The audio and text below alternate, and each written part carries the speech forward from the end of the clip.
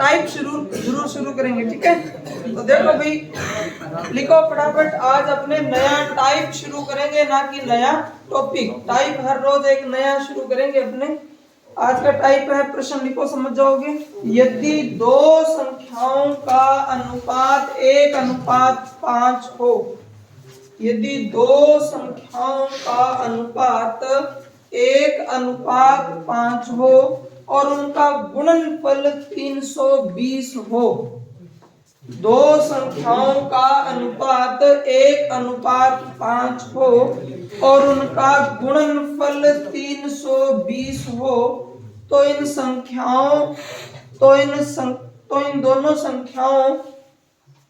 दोनों संख्याओं के वर्गों के बीच अंतर कितना होगा। दो संख्याओं का अनुपात 1:5 हो और उनका गुणनफल 320 हो, तो इन दोनों संख्याओं के वर्गों के बीच अंतर कितना होगा। यदि दो संख्याओं का अनुपात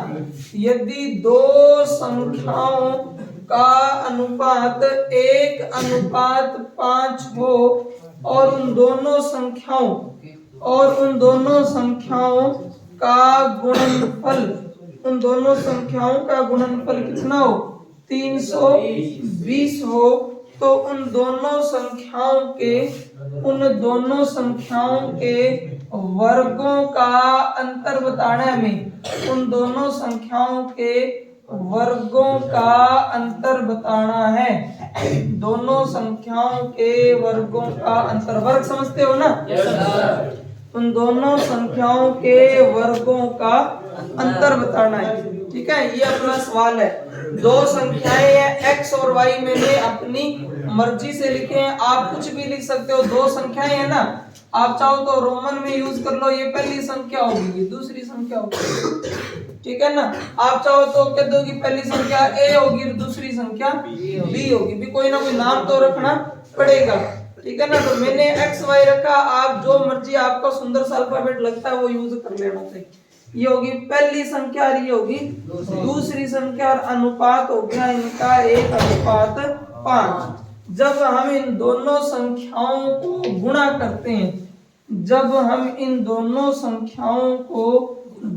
करते हैं, तो गुणा इनका आता है 320। अब ये जो 320 है ना, ये तो संख्याओं का गुणा है, और हमें संख्या तो दे नहीं रखी, हमें क्या दे रखा है, अनुपात दे रखा है। तो आप एक बात याद रखना, ना सिर्फ अनुपात में, जहां भी जरूरत पड़ेगी वहां सब जगह ये काम आएगा।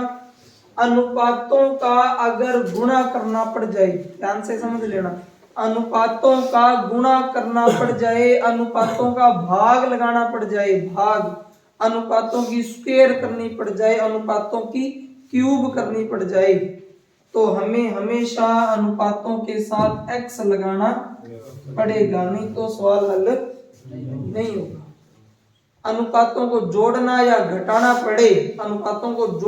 घटाना पड़े, तो x लगाओ ना लगाओ कोई प्रॉब्लम नहीं है, ठीक है ना। एक दिन किसी ने सवाल पूछा था, मैंने हल करवाया था ना, 3 संख्याओं का योग दिया था, उनका अनुपात दिया था, अनुपातों में हमने बांट दिया, कोई x नहीं लगाया था।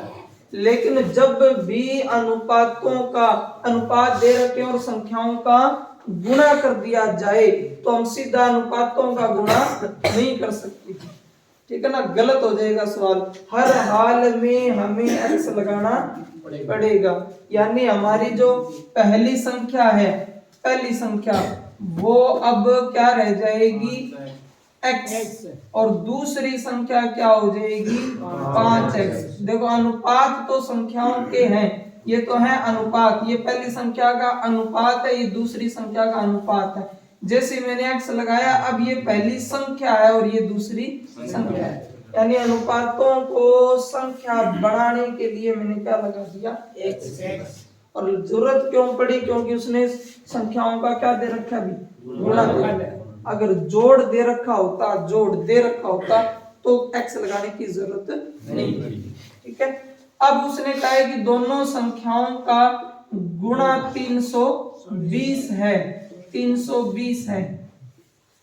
हम देखें तो गुणा कितना बनता है अभी 5x 5x की स्क्वायर बनता है, ठीक है ना, इसीलिए x लगाया। अगर आप सीधा अनुपात करते तो आप करते 5 एकम 5, ठीक है, 5 का भाग देते तो आपका एक अनुपात का मान काफी बड़ा हो जाता है, जबकि x लगाने से हो गया 5x की स्क्वायर। अब 320 में 5 का भाग देंगे तो आएगा 64, x की स्क्वायर बराबर 64 है तो x बराबर रूट 64 होगा, तो x बराबर क्या बनेगा 8, ठीक है ना, इसलिए x लगाना जरूरी है। नहीं तो एक अनुपात का मान आप क्या निकाल देते 64 निकाल देते, जबकि एक अनुपात का मान क्या बनेगा 8 बनेगा, ये फर्क है। इसलिए जब भी अनुपात दे करके गुणा करने का जिक्र आ जाए ना, सिर्फ यहाँ बहुत सारी जगह होती है, कहाँ जैसे मान लो आपके क्षेत्रमिति भी आती है ना, क्षेत्रमिति का नाम सुना है ना, तो सवाल आता है आपके कि लंबाई और चौड़ाई का अनुपात 5:4 है, और वो क्या देता है, जो क्षेत्रफल है ना वो कितना है 200 है, तो बताओ लंबाई कितनी है और चौड़ाई कितनी है।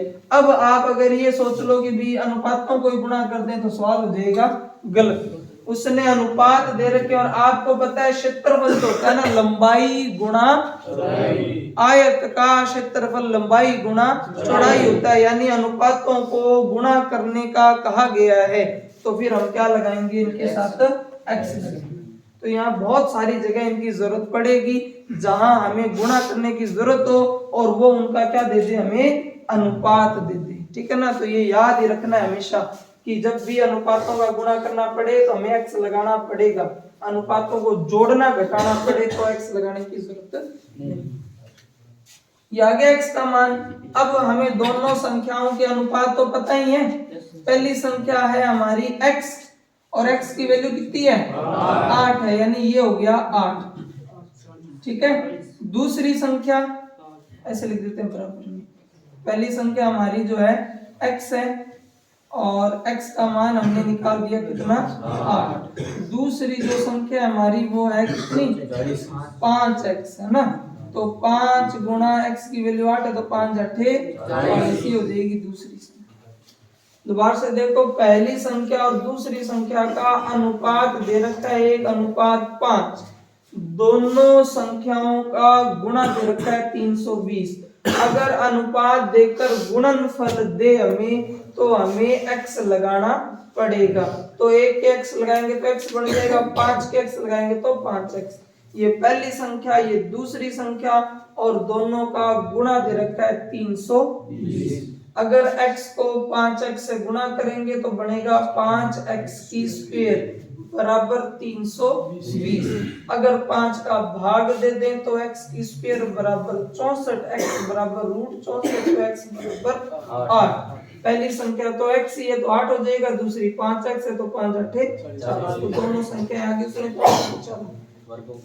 अच्छा उसमें तो और भी लंबा चौड़ा पूछ रहा है ना, हाँ, लेकिन आप इतना नहीं आएगा, वो इतना ही पूछेगा संख्या बता दो। उसने कह दिया कि दोनों संख्याओं के वर्गों का अंतर बताओ, दोनों संख्याओं के वर्गों का अंतर, तो दूसरी संख्या कितनी है 40, तो हमें करना पड़ेगा 40 की स्क्वायर माइनस पहली संख्या कितनी है 8 की स्क्वायर। 40 की स्क्वायर कितना हो जाएगा 1600, 8 की स्क्वायर दोनों को घटाएंगे तो 15। अब उतारो फिर एक सवाल आप करके बताओ। वो तब पलटी जाती है जब यूं लिखा हो कि 5a बराबर 6b, क्या लगाओ बराबर, और फिर हम क्या निकालते हैं अनुपात, बराबर को अनुपात में बदलते हैं तब संख्या पलट जाती है। यहाँ तो पहले से ही अनुपात ही दिया है उसने, ऐसा समझ में कब पलटते हैं, ठीक है ना, बराबर के निशान को अनुपात में बदलते हैं तब संख्या पलटती है।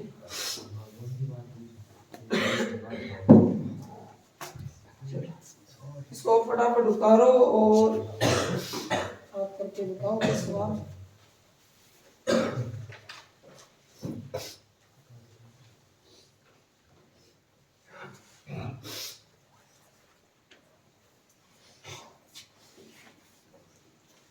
कैलकुलेटर टाइप के 2 सवाल रह गए थे वो करवाने हैं, ठीक है, याद रखिए।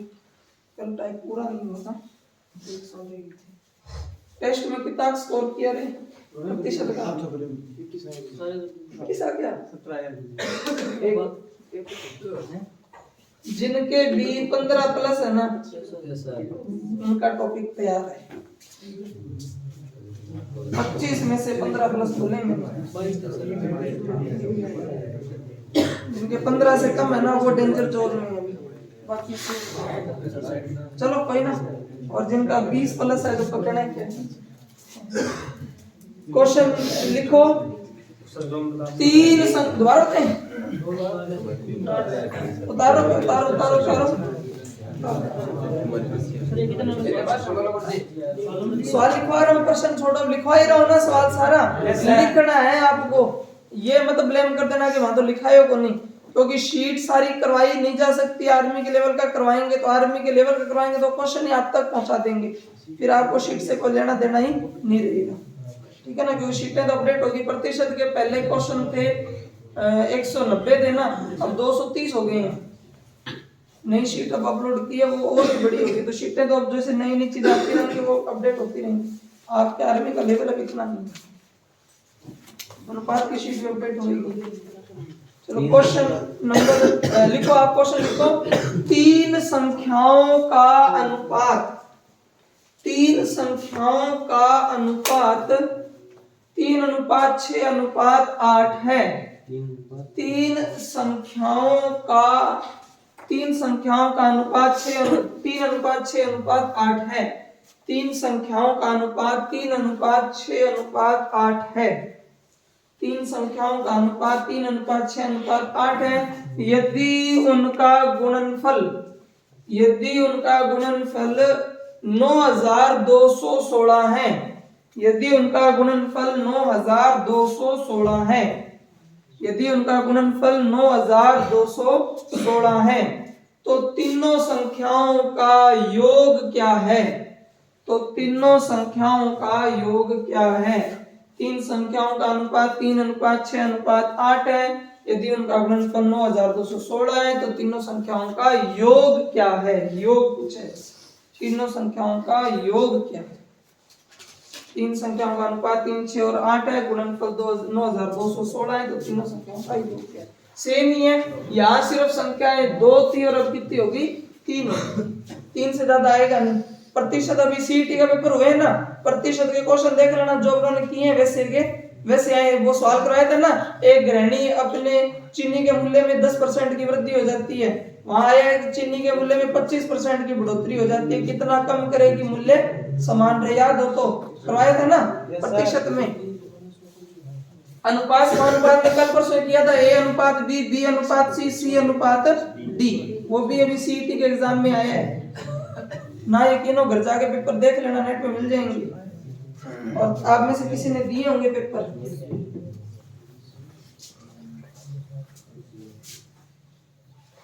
बस नियत से काम कर लेना, क्वेश्चन आपके कोई सा भी बार नहीं आएगा। अभी जीडी वालों ने पेपर दिए आपके यहीं से दिए थे। अब संख्याएं 3 हो गई हैं, पहली संख्या, दूसरी संख्या और तीसरी संख्या।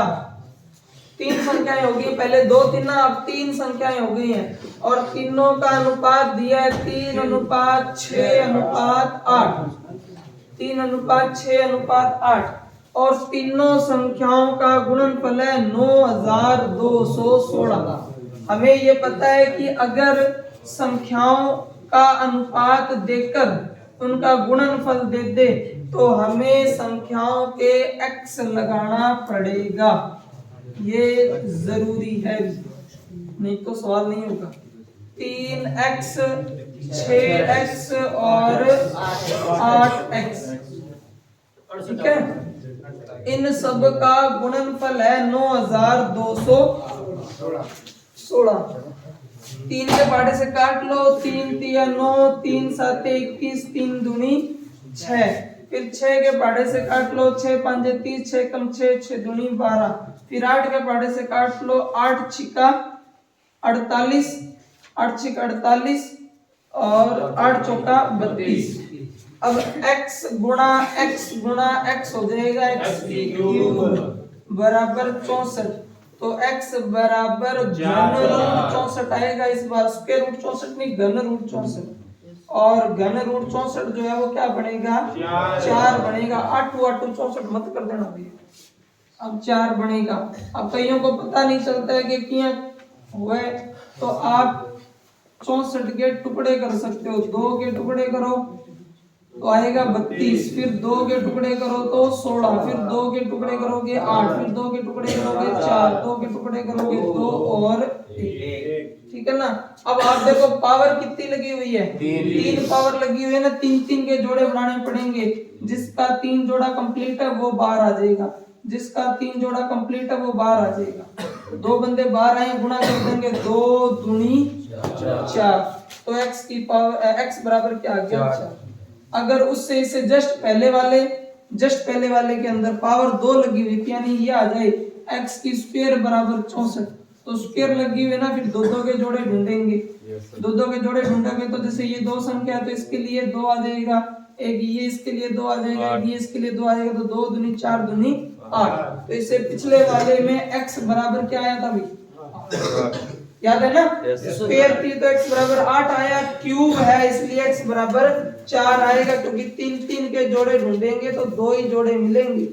2 दूनी 4। ठीक है ना। कईयों को पता ना हो कि अन क्या कि 4 है वो सारा का 7 जोड़े बन जाए है 7 अक्षर आ जाए तो हाँ, तो जिसके जोड़े नहीं बनेंगे ना वो रूट के अंदर रहेगा, वो रूट के अंदर रहेगा जिसके जोड़े कंप्लीट ना हो। मान लो कि ये ऐसे हो जाता, 64 की जगह क्या आ जाता भी 32 आ जाता। ठीक है, 32 आ जाता और क्या दिया हुआ है, क्यूब दिया हुआ है। अपने इस प्रकार से करते 2 का भाग देंगे तो कितना आएगा 16, फिर 2 का 8, फिर 2 का 4 और फिर 2 का 1। अब इसका तो जोड़ा बन गया, ये तो बात है क्या रह गया 2।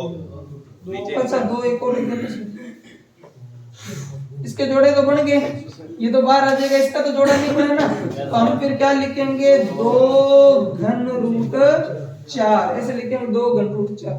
ये 4 बार तब आएगा जब इसके साथ 1 2 और आए, जब तक नहीं आएगा तब तक रूट से बाहर नहीं निकलेगा। अगर 32 होता तो समझ गए ना, अभी पूरे जोड़े नहीं बनते तो रूट के अंदर रह जाता, लेकिन अभी तो बन रहे हैं ना, और बढ़ेंगे 100% बढ़ेंगे, क्योंकि हमें x का मान चाहिए तो रूट हल तो होगा ही, होगा नहीं तो फिर मान कैसे आएगा। ठीक है, तो वो टेंशन ना लो, ये चीज पूरी निकलेगी। x बराबर कितना आया 4 आया।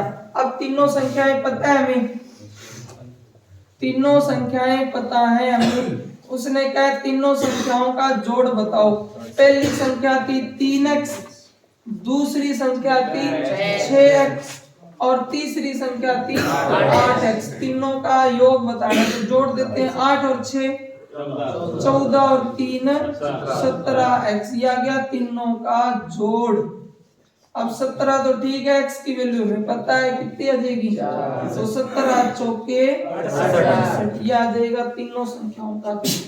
ठीक है, तीनों संख्याओं का अनुपात दिया हुआ था और तीनों संख्याओं का गुणनफल दिया हुआ था। ठीक है, तो हमने देखा कि भी संख्याओं का गुणनफल है तो हमें x लगाना पड़ेगा। पहली संख्या 3x, दूसरी 6x और तीसरी 8x। 3 का भाग देंगे 3072, 6 का भाग देंगे 512, 8 का भाग देंगे 64। x की क्यूब बराबर 64, तो x बराबर घन रूट 64, x बराबर 4 हो जाएगा। x बराबर 4 हो जाएगा तो सारों का जोड़ हो जाएगा 17x। x की वैल्यू 4 है तो 17 चौके 68 इसका योग। ठीक है, उतारो और सॉल्व करेंगे।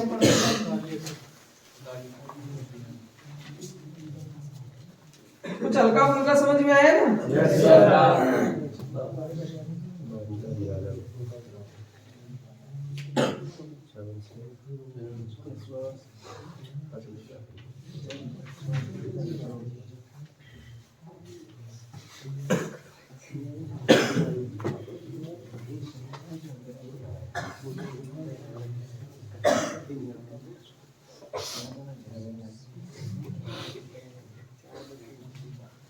चलो ये बताओ, अब a और b का अनुपात 4:5 है। ए और बी का अनुपात 4:5 है। ए और बी का अनुपात 4:5 है और उनके वर्गों का अंतर 81 है। यदि ए और बी का अनुपात 4:5 और उनके वर्गों का अंतर 81 है, ए का मान बताइए। ए और बी का अनुपात है 4:5। ए और बी का अनुपात है 4:5, उनके वर्गों का अंतर है 81, तो ए का मान कितना होगा? 36। ठीक है। यदि ए और बी का अनुपात 4:5 है, उनके वर्गों का अंतर 81 है, तो ए का मान कितना होगा? ए का मान कितना होगा?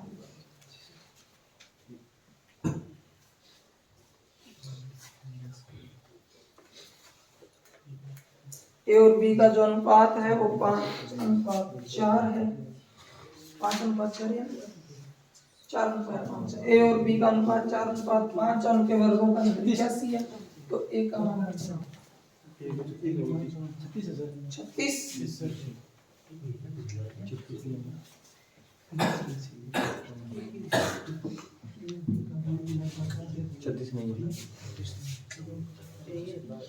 तार तो लिया ना इसको। ए और बी का जो अनुपात है वो है 4:5, इनके वर्गों का अंतर 81 है। वर्गों का अंतर इधर देखो, कुछ भी मान सकते हो, संख्या में कोई समस्या ना है। अनुपात कितने हैं? 4:5 है। इनके वर्गों का अंतर तो मैंने बताया था ना कि या तो संख्याओं का गुणा दिया हो, वर्ग दिया हो, क्यूब दिया हो, ठीक है, भाग करने की जरूरत पड़ जाए तो इन सब में हमें x लगाना पड़ेगा।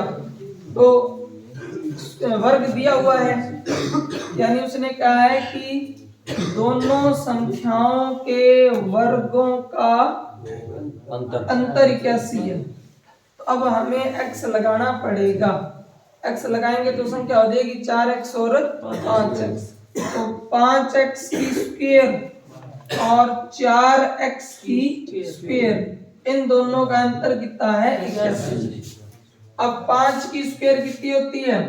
25x की स्क्वायर। अब ध्यान रखना, ये जो स्क्वायर है ना 5 पर भी है, x पर भी है, तो 5 की स्क्वायर तो 25 बन जाएगा, लेकिन x की स्क्वायर तो वैसे का वैसा ही है। ठीक है ना। ऐसे ही 4 की स्क्वायर तो 16 होता है, लेकिन x की स्क्वायर वैसे का वैसा हो जाएगा। 25x की स्क्वायर माइनस 16x की स्क्वायर और बराबर क्या आएगा? 81। अंतर ले लेते हैं, अंतर 9x की स्क्वायर बराबर 81। 9 निम्मा 81। x की स्क्वायर बराबर 9 है तो x बराबर 3 हो जाएगा। अगर करना हो तो एक और स्टेप हो जाएगा ये। सर एक स्क्वायर में से एक स्क्वायर के बीच एक स्क्वायर कैसे बच गया?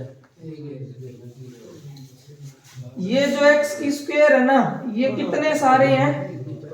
25 हैं। समझ रहे हो कि मेरे पास x की स्क्वायर 25 है, उसमें से कितनी x की स्क्वायर घटा दी मैंने? 16x की स्क्वायर घटा दी। अभी भी कितनी x की स्क्वायर बची हुई है? 9।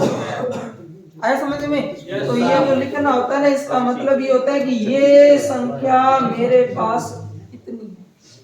जैसे मैं यूं लिखूं कि x की स्क्वायर और 7x की स्क्वायर, इसका मतलब ये x की स्क्वायर 5 तो थी, x की स्क्वायर 7 और आ गई, जोड़कर कितनी हो जाएंगी? 12। अगर मुझे इसमें से किसी को 4x की स्क्वायर देनी पड़ जाए तो कितनी रह जाएंगी? 8x की स्क्वायर। ठीक है, इसका मतलब ये होता है। तो x की वैल्यू कितनी आ गई? 3 आ गई ना। x का मान 3 आ गया। पूछा क्या उसने हमसे? पहली संख्या पूछी है तो अलग अलग बता सकते हैं। x की वैल्यू 3 है तो पहली संख्या चाहिए, तो 4 गुणा 3 कितनी हो जाएगी? 12। ये संख्या पूछता तो 5 गुणा 3 15। तो पहली संख्या 12, दूसरी संख्या।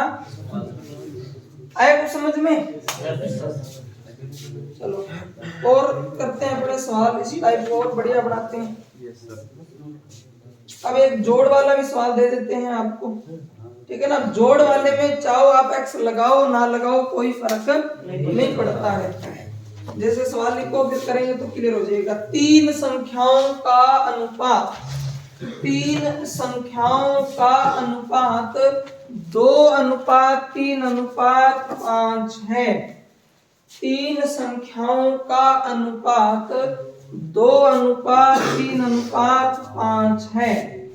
तीन संख्याओं का अनुपात 2:3:5 है।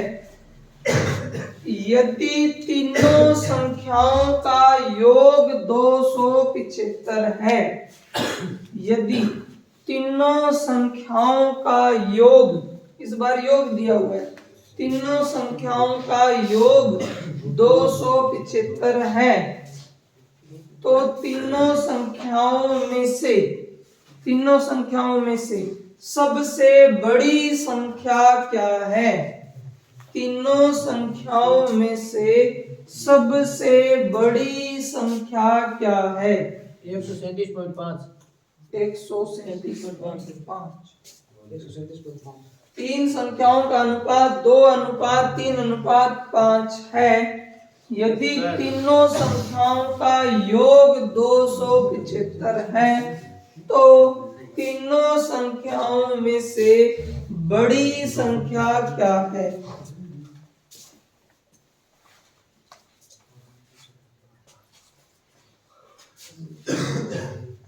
तीन संख्याओं का अनुपात 2:3:5 है, तीनों संख्याओं का योग 275 है, तो सबसे बड़ी संख्या क्या है? इस बार देखो अनुपातों का योग दिया हुआ है। अब चाहो तो आप अनुपातों में ही हल कर लो। आपको जोड़ इनको x लगाने की जरूरत नहीं है।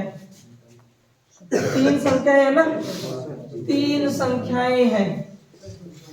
संख्याएं हैं और तीनों संख्याओं का अनुपात 2:3:5 है। तीनों संख्याओं का योग कितना है? 275 है। तीनों संख्याओं का योग है 275। अगर तीनों संख्याओं का योग 275 है तो अनुपातों का भी योग कर लेंगे, x लगाने की जरूरत नहीं है। बिना x के हो जाएगा 5 और 3 8 और 2 10। संख्याओं का योग 275 है तो अनुपातों का योग होगा 10। 10 का भाग दे देंगे तो एक अनुपात की वैल्यू आएगी 27.5। ठीक है। तीनों संख्याओं का अनुपात दिया हुआ है, तीनों संख्याओं का योग दे रखा है। अगर मैं एक अनुपात की वैल्यू ज्ञात करूं तो 275 में अनुपातों का, देखो ये संख्याओं का योग बटे में अनुपातों का योग, संख्याओं का योग बटे अनुपातों का योग भाग देंगे तो एक अनुपात की वैल्यू आ जाएगी 27.5। एक अनुपात की वैल्यू है तो हम 2 की भी वैल्यू पता कर सकते हैं, 3 की भी पता कर सकते हैं। हमसे पूछा क्या है, बस वो देख लो। हमसे पूछा बड़ी संख्या कौन सी है। ठीक है, बड़ी संख्या कौन सी है तो अपने कर देते हैं गुणा। 5 25, 5 7 35 और 2 37, 5 दूनी 10 और 3 13। ये आया अपने पास 1375। एक अंक के बाद पॉइंट हम भी लगा देंगे, आ जाएगा 137.5। तो सबसे बड़ी संख्या आपकी हो जाएगी 137.5। ठीक है।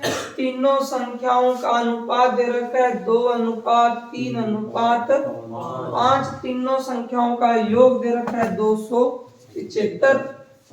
भाग देंगे एक अनुपात की वैल्यू आ गई 27.5। एक अनुपात की वैल्यू 27.5 होगी। गुणा कर देंगे अनुपातों से, संख्या पता लग जाएगी। सबसे बड़ी संख्या 25 ले, सबसे बड़ी संख्या। ठीक है। गुणा में भाग में वर्गों में क्या चीज है? हाँ भी गुणा करना पड़ जाए। वर्ग में भी तो गुणा ही होता है भी, आपको पता है ना 5 की स्क्वायर का मतलब क्या है? 5 गुणा 5 गुणा ही तो हुआ। वर्ग में भी गुणा ही होता है, क्यूब में भी गुणा ही होता है। आमतौर पर भाग वाला सवाल कभी पूछते नहीं है। ठीक है ना। आमतौर पर अनुपात का जब भी जिक्र आएगा या तो वो जुड़वाएगा या वो गुणा करेगा। गुणा को और ज्यादा करे तो वो वर्ग और क्यूब कर देगा। वर्ग और क्यूब भी अपने आप में गुणा ही होता है। भाग का आमतौर पे सवाल आता नहीं है, भाग भी आए तो भी एक्स लगाना है। हाँ। सर प्लस में भी एक्स लगा ले तो कोई घाटो को नहीं, वो तो मैंने बता ही दियो, जोड़ लगा दे तो भी कोई दिक्कत नहीं है। चाहे तो आप एकदम बढ़िया नियम याद रख लो कि अनुपात दिखे तो हमें एक्स लगाना ही है, चाहे जोड़े और चाहे गुणा करें, क्योंकि यहाँ लगाओगे तो कोई नुकसान तो है नहीं और ना लगाओगे तो भी कोई दिक्कत नहीं है, लेकिन गुणा में हर हाल में लगाना पड़ेगा, नहीं तो गलत हो जाएगा। ठीक है ना, वो वहां जरूर ध्यान रखना। यहाँ तो कोई फर्क नहीं पड़ता, अगर आप x लगा दोगे तो ये बनेगा कितना 10x, तो x बराबर क्या हो जाएगा 10 का भाग, x की वैल्यू कितनी आ जाएगी 27.5। फिर x का मान आपको पता ही है, तो 2 गुणा 27.5, 3 गुणा 27.5, 5 गुणा 27.5। x की यहाँ पर कोई भी नहीं दिक्कत है। ठीक है, चाहे लगाओ और चाहे ना लगाओ, क्योंकि पावर में नहीं है और पावर नहीं है तो कोई रूट निकालने की जरूरत नहीं पड़ेगी। और देते हैं सवाल आपको ना, देखो 3 संख्याओं का अनुपात, 3 संख्याओं का अनुपात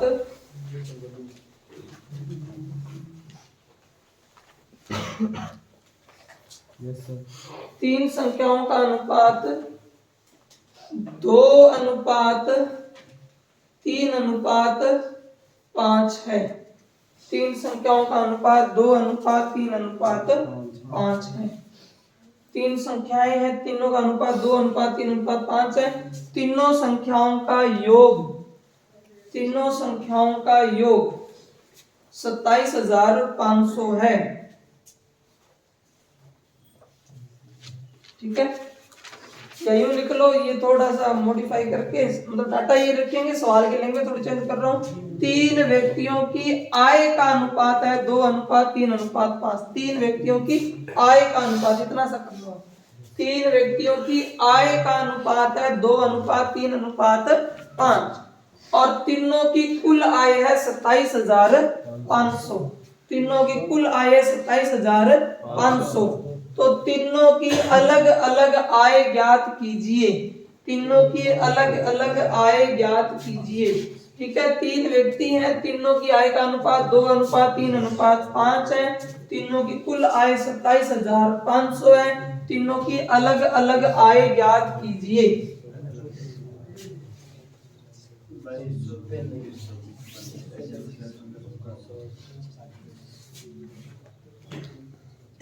पहली पेज पर सवाल है दूसरी 8,250 से तीसरी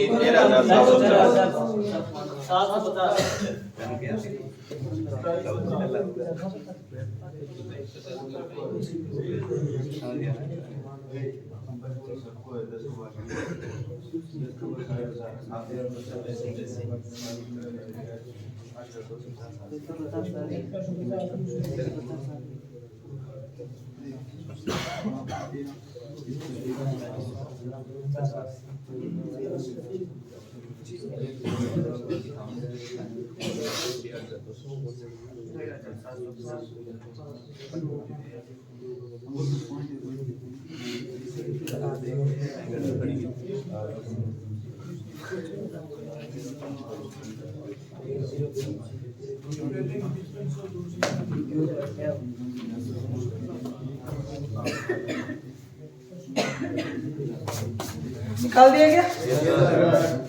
3 व्यक्ति हैं और तीनों व्यक्तियों की आय का अनुपात है 2:3:5। ये उनकी आय का अनुपात, और कुल आय है 27,500। कुल आय है 27,500। कुल आय 27,500 है, तो अनुपातों का योग कितना बनेगा 10। 27,500 में 10 का भाग देंगे तो 2,750 एक अनुपात की वैल्यू आ जाएगी। अगर एक अनुपात की वैल्यू 2,750 है तो गुणा करेंगे, पहले की सैलरी आ जाएगी 2 5 10 57 54 और 1 5500। पहले बंदे की सैलरी आ गई। दूसरी की सैलरी कितनी आ जाएगी 81 50। ठीक है, और कितनी आ जाएगी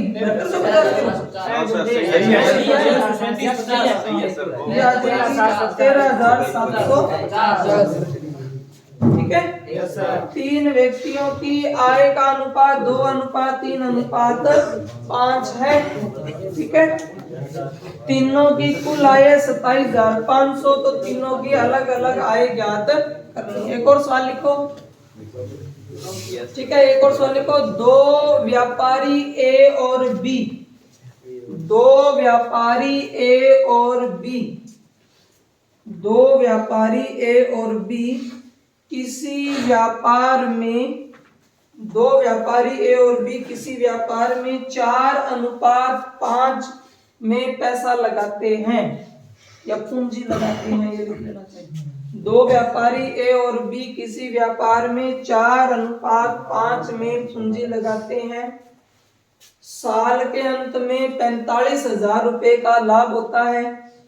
साल के अंत में 45,000 रुपए का लाभ होता है। साल के अंत में 45,000 रुपए का लाभ होता है। तो बताओ दोनों का अलग अलग लाभ कितना होगा? 20,000 और 30,000। 20,000 और 25,000।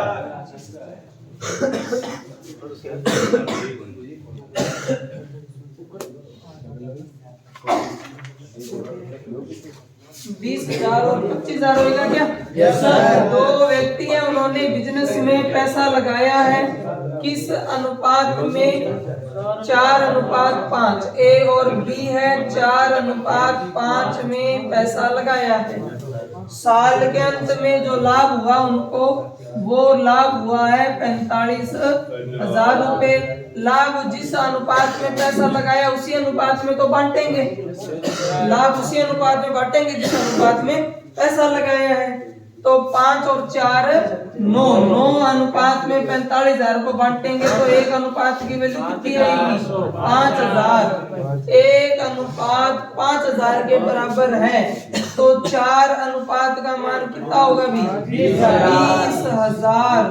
और 5 अनुपात का मान क्या होगा भी? 25,000। कितने जनों ने ये सवाल कर लिया था? आ रही है ना समझ में? हाँ, अपने को कंपटीशन लेना है। हाँ भी करवाना है, बिल्कुल करवाना है। ठीक है मित्रों, थोड़ा पूरा हो जाए। लास्ट में अपनी क्लास ऑफ होएगी 8 बजे। ठीक है, और 7 बजकर लगभग 50-55 मिनट में थोड़ा सा याद करवा देना। हाँ, तो एक आधा सवाल इसका और कर लेते हैं, फिर अपने जो है वो करते हैं ना।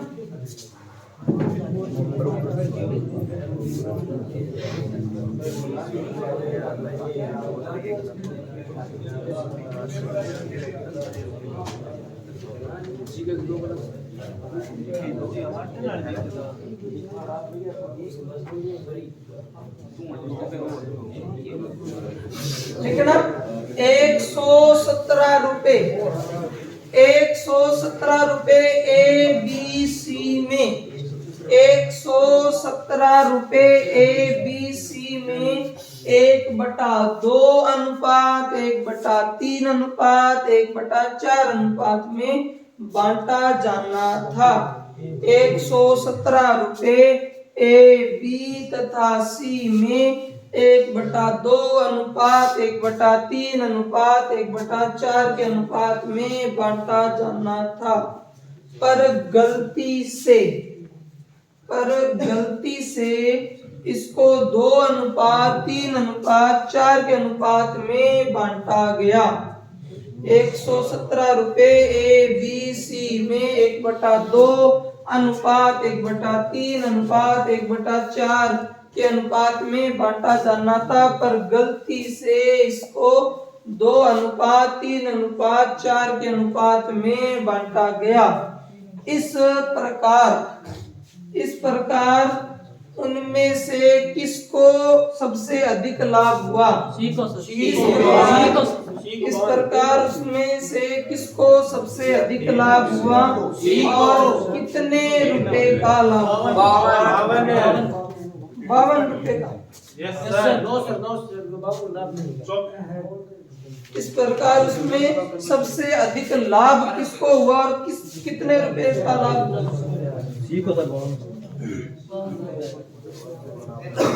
सी तो सही है लेकिन 52 सही नहीं। ऑप्शन में नहीं है 52। देखो लिखा हुआ है सी को 28 रुपए का लाभ, बी को 3 रुपए का लाभ, सी को 20 रुपए का लाभ, सी को 25 रुपए का लाभ। 52 तो कहीं ऑप्शन में ही नहीं है। देखो 117 रुपए बांटने थे ए बी सी में। सवाल को थोड़ा ध्यान से समझना है ना।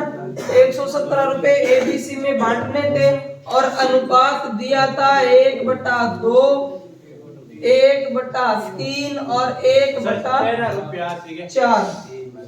1/2, 1/3, 1/4 इस अनुपात में बांटना था। ठीक है ना, इस अनुपात में बांटना था। लेकिन बांटने वाले ने दिमाग थोड़ा ज्यादा लगा लिया। उसने कहा कि अब ये और ये एक ही बात है, मतलब कहा तो था 1/2, 1/3, 1/4 में। उसने किस अनुपात में बांट दिया? 2:3:4। मुझे लग रहा है कि ये दोनों चीजें एक ही हैं। ठीक है, जबकि दोनों अलग अलग है। Yes sir.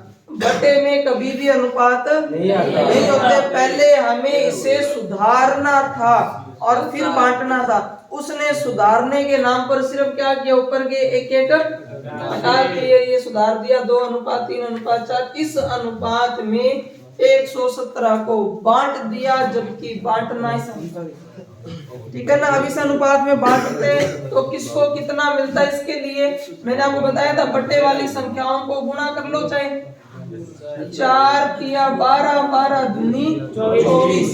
चाहो तो 24 से गुणा करवा दो, चाहो तो 12 से गुणा करा दोगे तो भी चल जाएगा, क्योंकि 4 के पहाड़े में 2 के पहाड़े में ये 4 आता ही है ना। तो इस 4 को जब गुणा करेंगे ना 3 से, तो ये अपने आप इसमें शामिल हो जाएगा। ठीक है ना।